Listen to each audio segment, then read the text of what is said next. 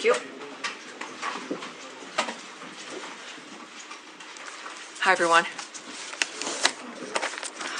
Last night, that storm. That was pretty outrageous. But glad we made it. Thank you all very much for being here. Popular today in the back. Hi, everyone. Hi, everyone at home. So yes, we have a few announcements, as you might imagine, and then I'll be ready to take your questions. So good afternoon, everyone. Secretary Rubio is in Kuala Lumpur for the ASEAN-related foreign ministers' meetings and bilateral engagements, reaffirming the United States' commitment, our enduring commitment, if I may add, to a free, open, and secure Indo-Pacific. Earlier today, he participated in the ASEAN-US Post-Ministerial Conference and held meetings with Malaysian Prime Minister Anwar and counterparts from Malaysia, Russia, Japan, and the Philippines. As the Secretary has stated, the Indo-Pacific accounts for 2/3 of global growth and remains a central focus of U.S. foreign policy. The Secretary also signed a nuclear cooperation memorandum of understanding with Malaysia, advancing civil nuclear energy collaboration under the highest standards of safety, security, and non-proliferation. Negotiations toward a 1-2-3 agreement are underway, and once finalized, it would permit the transfer of nuclear material and equipment for peaceful purposes, further deepening bilateral energy, security, and economic ties. Tomorrow also marks the 4th anniversary of the Cuban regime's July 11th crackdown. Deputy Secretary Landau met with Cuban democracy and human rights advocates, reaffirming the United States' steadfast support for freedom and democracy in Cuba. Secretary Rubio's video message to the group made clear the Trump administration promotes accountability for the Cuban regime's human rights violations and continues to stand with the Cuban people in their pursuit of freedom and prosperity. Additionally, the United States is imposing sanctions on UN Human Rights Council Special Rapporteur Francesca Albanese for her abuse of her role, and in recent weeks, she also targeted U.S. companies in an unacceptable campaign of political and economic warfare. The United States will take whatever actions we deem necessary and appropriate to protect our sovereignty, Israel, and any other U.S. ally from illegitimate actions by the ICC. In parallel, the Department is announcing a new awareness campaign warning Americans, especially Iranian Americans, about the continuing severe risks of travel to Iran. The Iranian regime does not recognize dual nationality and routinely denies consular services to detained U.S. citizens. And while the bombing has stopped, that does not mean that it is safe to travel to Iran. It is not. We are also launching a new website dedicated to warning Americans against travel to Iran. And there you have it. You can get that website starting at state.gov/do not travel to Iran. That's do hyphen, not hyphen, travel hyphen to hyphen Iran. But I think if you go to state.gov, you do a search, you will find that quite easily. The message is clear, as you can tell, in multiple languages. Our travel advisories are there as well. They remain in place. And we cannot stress enough, as we continue to do, as I have multiple times from this podium, do not travel to Iran, especially those of you who are the dual citizens, who have Iranian heritage. It is not safe for anyone to travel to Iran. And again, this supplements also the existing travel advisories. It does not supplant them at travel.state.gov. Our message is clear. I think so. And finally, as many of you would know, the department is also undertaking a historic reorganization, as announced by Secretary Rubio on April 22nd, to better align workforce activities and programs with the America First foreign policy priorities. The Supreme Court's recent near-unanimous decision allows the reorganization to commence, and will ensure that the department moves at the speed of relevancy and restores the department to its roots of results-driven democracy. The plan, which has been approved by the Secretary and developed with extensive feedback from Congress and the workforce itself, is moving into implementation. I do also want to make a note here, as my experience at the State Department now moves into its 6th month. The remarkable experience, the life-changing experience I've had getting to know the people who work in this building. There are tens of thousands of them, and they are at the heart, whether they be political appointees, foreign service officers, or career individuals, people who have made their career, their service for this country, something that has been a part of their lives for a long time. It has been a remarkable experience to see how this building works, how the people work together moving forward to promote and to implement American foreign policy through the commitment and their patriotism. I have to say that in the midst of all of this, it's been, again, very transparent. I've been proud of that coming from the leadership of this building, as we've discussed this many times. And now this is the point where it begins. And all of us understand, and it's sometimes difficult, as any enterprise in America has learned, that when change is necessary. But in this case, we've inherited a dynamic that needed reform, and we are taking and implementing reform. And of course, in the midst of this, know that the people who've committed to the State Department and to diplomacy, that they know also this is not about them. This is about making sure that the State Department is able to operate in a manner that makes it relevant and effective. That is what the American people want. It's what all of us want. And in this dynamic, that's exactly what we're achieving. So it is, it's been a long road. Every day is one that I'm very proud of working here. And of course, every briefing I'm proud of. It's always very different, the briefings. But we will start now with today's briefing as I take your questions. All right. Andrea Mitchell. Yes, ma'am.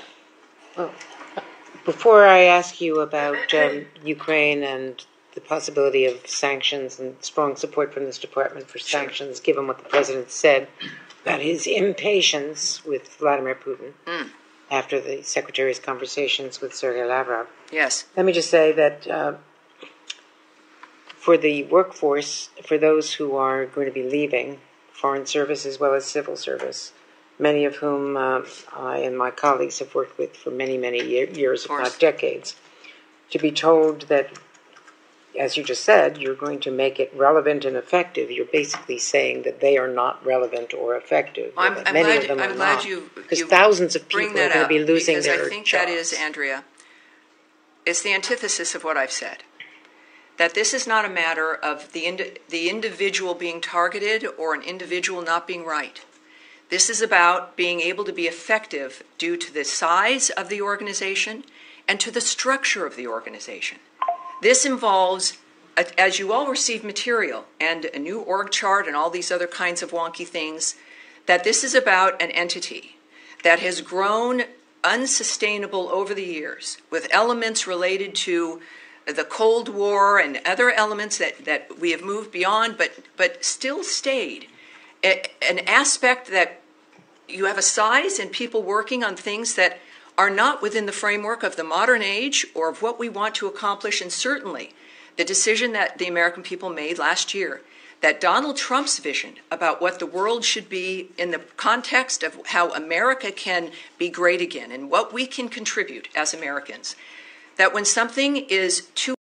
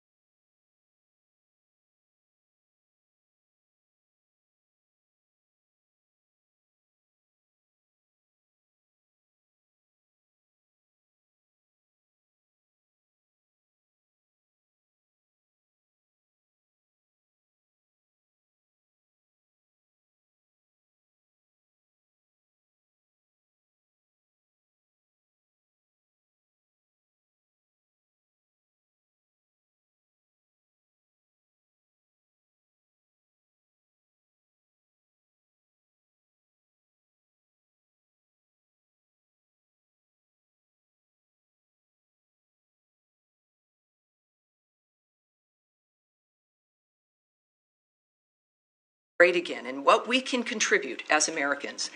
That when something is too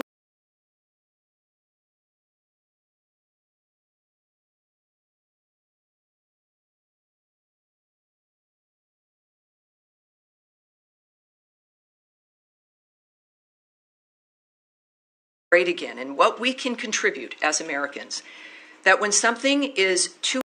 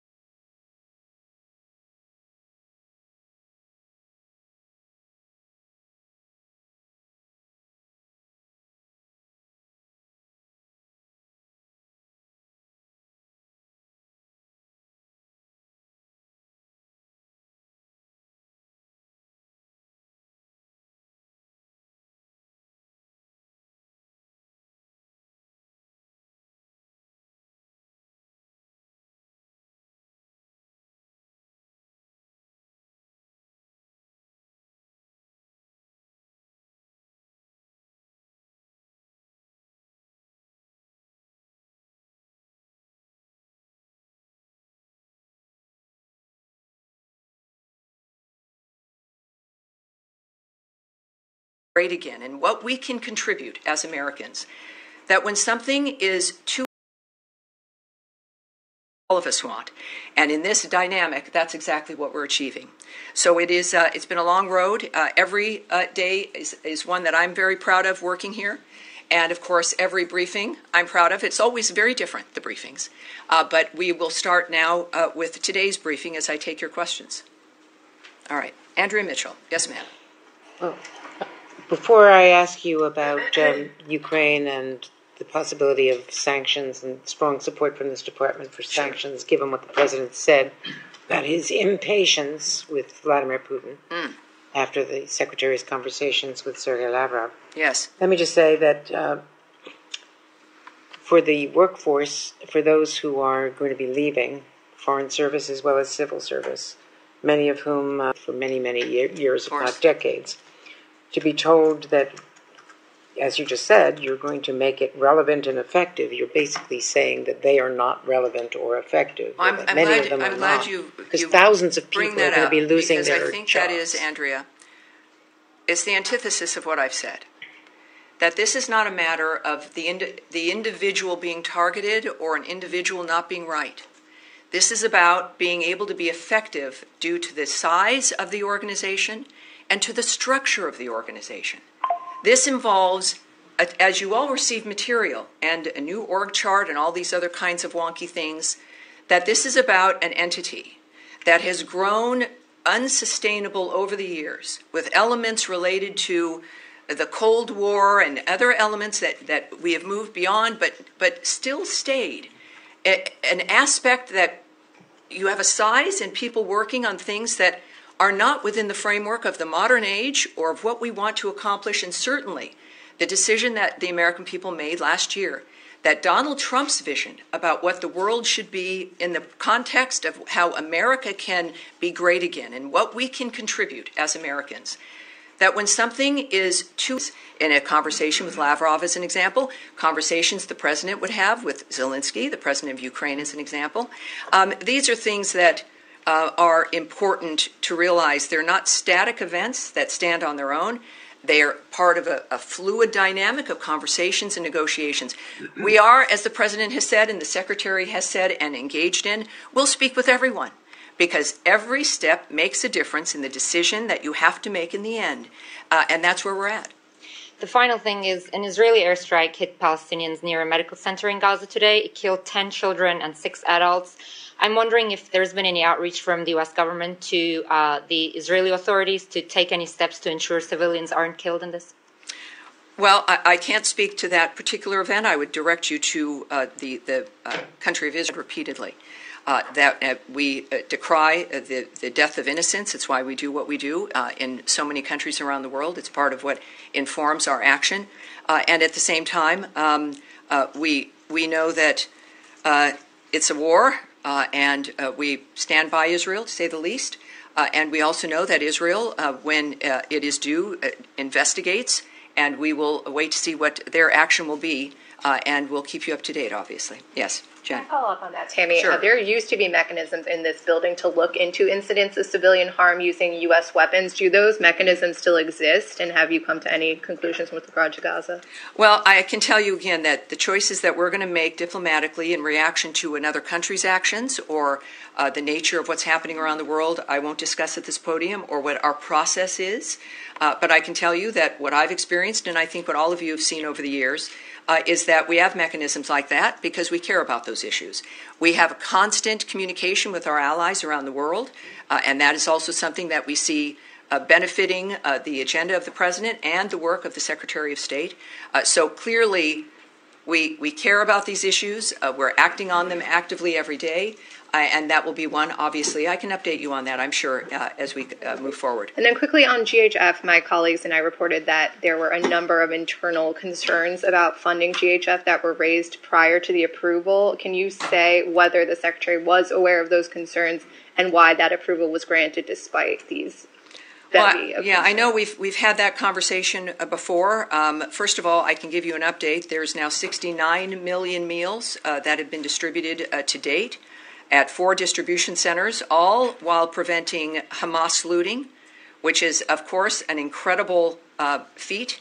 It should be commended and supported. I think most of us do.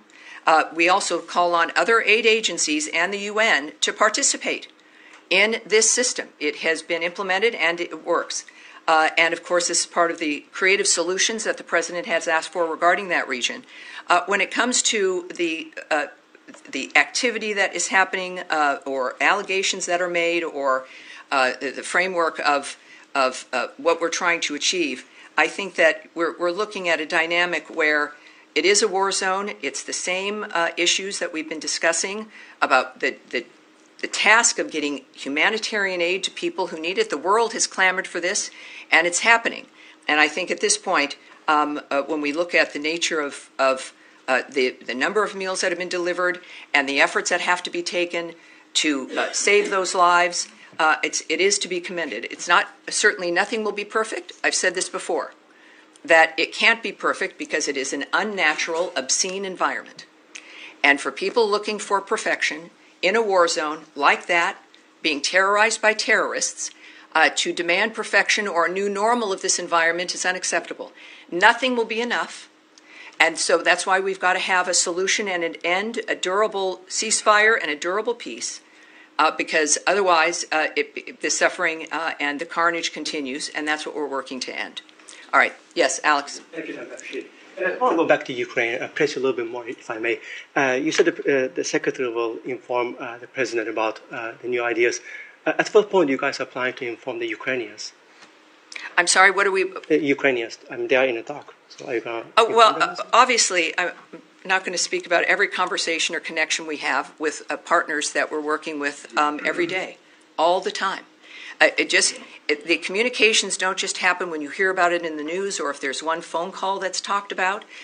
These are, in every region that is required, special envoys and discussions and help regarding ceasefires, or at least finding where you can find some common ground, is a 24/7 operation with innumerable people working on it. So when it comes to the Ukrainians, our friends, President Zelensky had a fabulous phone call with President Trump. That was discussed somewhat publicly. Certainly when it comes to the issue of armaments and defensive weapons, essentially, that was discussed publicly, and of course we have news in that regard. So you might not hear it in the news. It doesn't mean that we're not talking quite often, if not all the time, with our Ukrainian friends. Thank you. And going back to Andrea's point earlier, we all heard just 2 days ago from the president that he expressed his frustration of Putin, yes, saying that he was lying to him. Mm-hmm. And then we also have seen past few days Russians have been engaging in record-breaking attacks, Kiev or other cities. Why do you think Lavrov deserves a secretary-level meeting, given all this background? Well, again, a lot of people didn't think Putin should be talked with at all during the last administration. He wasn't talked to for 3 years. That's not a way that you can come to some kind of understanding or agreement or an effort to stop any carnage and the suffering. You've got to talk to everyone at any point when it comes to those who are involved in the situation. To say nothing of the leverage that we have with the ideas and the power of President Trump, and clearly the effectiveness of Secretary Rubio in the midst of this.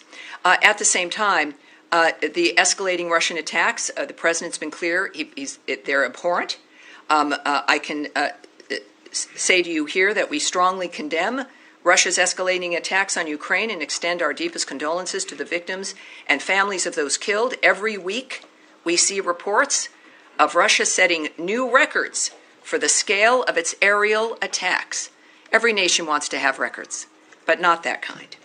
As Secretary Rubio said today, we've seen an acceleration of attacks. President Trump's number one interest is to stop people from dying every single day. He is going to do everything he can within his power to end this war and any other war he has a chance to end. We're going to continue to work at it. We understand that these things take time and patience, but obviously we are also frustrated that more progress has not been made. And I, again, would remind you that that's an opinion regarding the state of situation now in the midst of ongoing conversations that are conveyed publicly. And while I won't speak or characterize the Secretary's conversations with Lavrov or any other person, it's clear that this is part of that movement toward making decisions about what is necessary to stop this madness. All right. Yes, Tom. Is there any update on Steve Witkoff's travel? He'd said in the cabinet meeting earlier this week, I think by the end of the week, he expects to go to Doha. So can you confirm whether or not that's happening? And just on what the president was saying last week, which was with quite a lot of certainty expecting a deal this week, what we should sort of read into the raising of expectations. Do you think that it's that close that now there will be a breakthrough by next week, for example? Well, on your question about Special Envoy Witkoff, the answer is no. I know, it's a very short word with two letters. He's not I think it's the same in 7 languages. Yeah, well, I have no update for you on his travel. But he might be travelling, but you don't have an update. My comment, or lack thereof, is not a negative to your question that he's not traveling. The answer is that I don't have an update for you. Okay. I'm sorry about that. That's all right. Regarding, of course, the potential of a ceasefire, the president made clear that he was optimistic. And he's considering his lifelong experience, but certainly the experience over the last 5 months, and even certainly through his first term, with the Abraham Accords, et cetera, and the nature of what's been going on in the Middle East, all of us understand that this is a difficult process. So when you are getting close, when you know the nature of the monsters in this case that you're dealing with, you have a general sense, and especially with how the Middle East has changed dramatically because of the action of the United States a few weekends ago, that the playing field is different. So his optimism is based on the multitude of things that he knows that I don't, and I think that we should maintain the awareness of his opinion and the optimism that he has. He doesn't say it very often, so when he does, we need to take it seriously, but we do know that, of course, once again, this is an active zone, and we've got the best people working on it, and that's what we pledge to the United States. Can I just come back with one other issue, which is about the town of Taipei in the West Bank, in which there are around 300 US citizens, a Christian town. The priest there had said that it's come under sustained settler attack. There was an arson attack on one of the holy sites at the beginning of this week, and they feared that the church there could have caught fire. It was extinguished. Is there, and I have contacted the Jerusalem embassy, but has there been any outreach from the US embassy to the town? Is there any support for the US citizens there? Well, I can't comment on the actions we've taken, even if they're phone calls. What I do want to note, of course, is the decrying we have made of civilians, innocent people being hurt in this process. We also, so obviously we're concerned when we hear about anyone being targeted, let alone Christians in this case, that the president has made it clear his feelings on that issue writ large. And it's difficult. All of this, it's war. It's war manifesting in very different contexts within that region, but also other places around the world. President Trump has long established, and I know Secretary Rubio concurs, that protecting Christians is a priority, as seen through his executive order against anti-Christian bias. We do condemn, so there's no confusion, criminal violence by any party in the West Bank and support actions to ensure all civilians, including Christian civilians, remain safe. In the meantime, though, also we would refer you to the government of Israel regarding security incidents and the IDF posture in the West Bank in this regard. All right. Yes.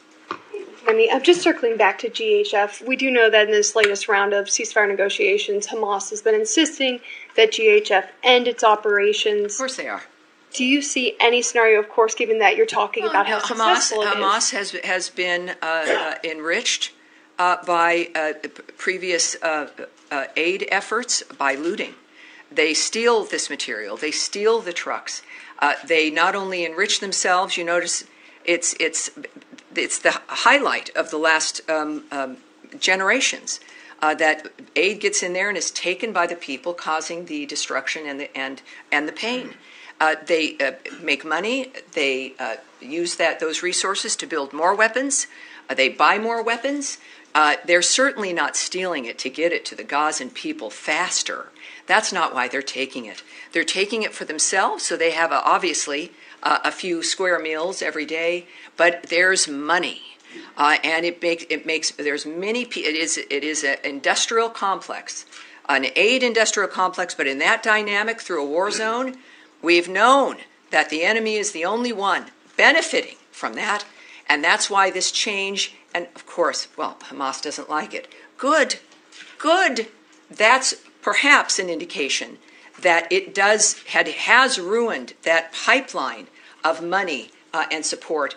You have people with the best of intentions of getting aid in, but when you see it's going to the people you're trying to stop, we have a duty to change the strategy, and that is what has occurred. So there is, of course, this obviously is working. It is important, as I noted before, for other aid organizations and other efforts.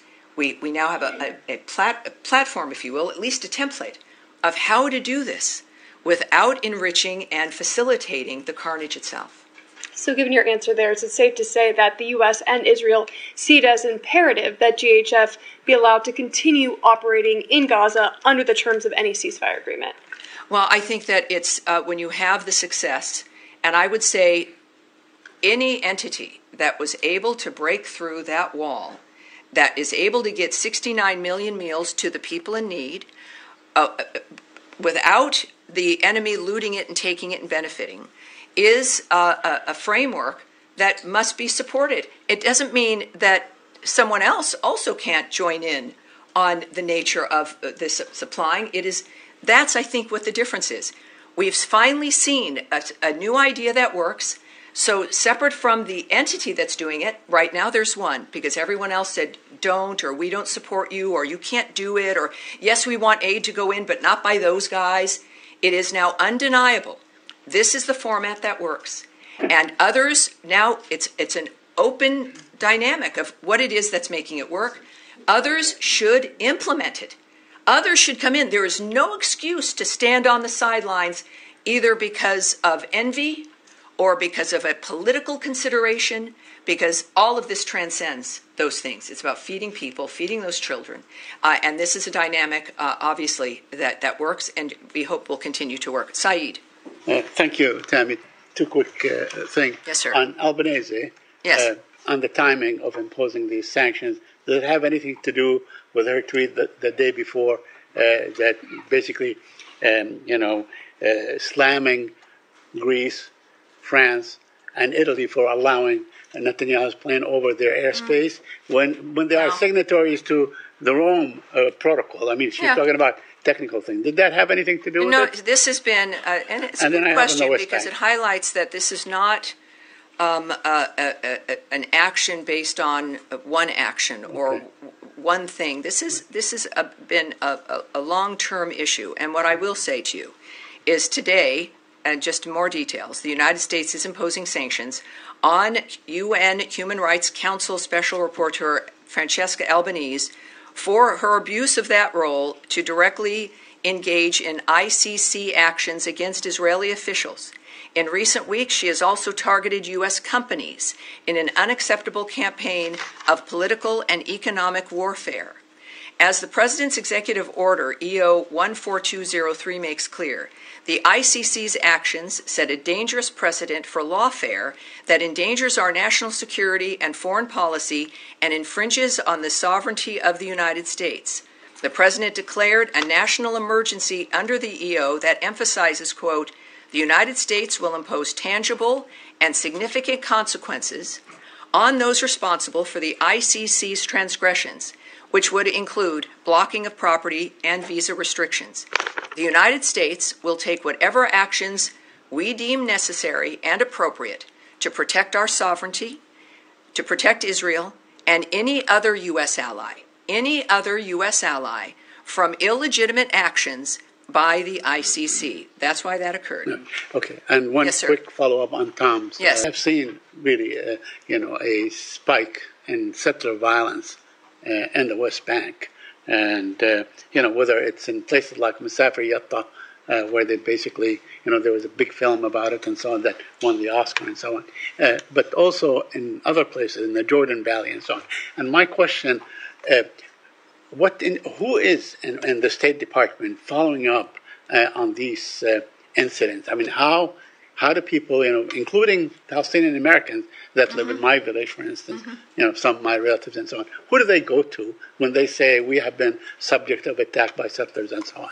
Well, obviously, first of all, Israel, of course, it's the government of Israel who they go to. Israel is an ally. But when you say who in this building works on this, I'm going to answer that. Yeah, okay. This is, and I've said this before, a lot of people don't know how the State Department works. It's not a bunch of people in suites, typing things down. Some people are. I do that sometimes, but I don't have a suite. But it's thousands of people, you guys. Right. It is thousands of people in bureaus that are assigned to regions who work literally, and they have, people assigned different times of the day and the night, who are working all the time looking at the nature of what's occurring all around the world based on where their region might be. And, of course, this region, involving, of course, the Middle East, is very busy. I see them almost every day. And during the briefing days, we sit down and I get briefed by these people, these experts, who watch everything that's happening, who are talking to everyone, who know what's occurring, who know where the policy is moving, who know what the secretary is thinking, or at least what his trajectory might be. I then blend into that with what I know from leadership as I work in this building. So when we say, who cares? The American people care. The State Department cares as a collection of the American people who have committed to this work specifically, which is not easy and does not make anyone rich, because they care about the country and they care about what happens around the world in the relationship of making sure America stays safer, more secure, and more prosperous. That's who cares, and that's who's working on it. Thank you. Yes, sir, right there behind. Okay, so, Yes, sir. Thank you so much, Sammy. Just a follow-up on Saeed's question as well. Is the Office of the U.S. Security Coordinator in Jerusalem still working under General Michael Flynn, I believe?